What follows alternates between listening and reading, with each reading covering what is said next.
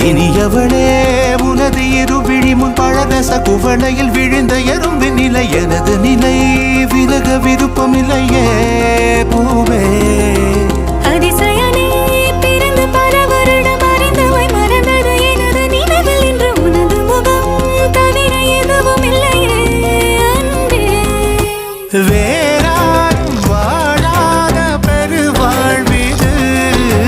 நினைத்தாலே மனமெங்கும் மழை தூவுது மழலையின் வாசம் போதுமே தலையினில் வானம் போதுமே ஒரு கணமே உன்னை பிரிந்தால் உயிர் மலர் காய்ந்து போகுமே நீதானே பொஞ்சாதி நானே உன் சரிபாதி நீதானே